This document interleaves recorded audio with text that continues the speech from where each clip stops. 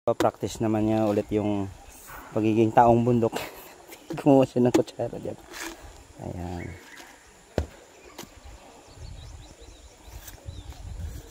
Okay.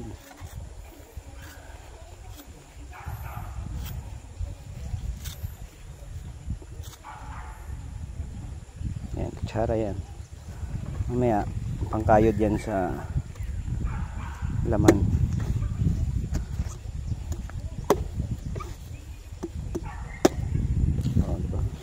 Sarap po. Ito guys, tingnan mo. Baby to.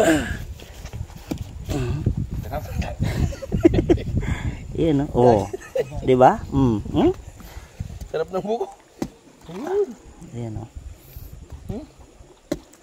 Kaya pagkailing kilong mo rin kaon. sa Maynila kasi ito guys, 25 to eh. Ito libre lang oh. Kain tayo guys. Ha? Ayan.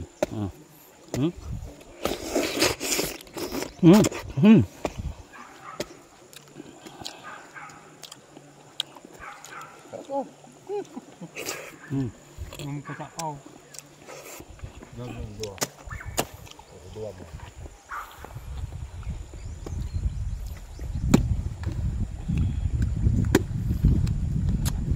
Tubig niya.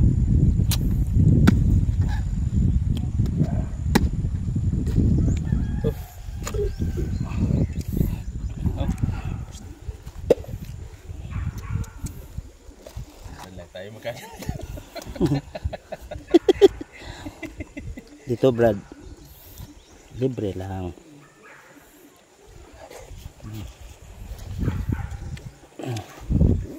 Ito talagang ano dahil. Ito talagang buko nung.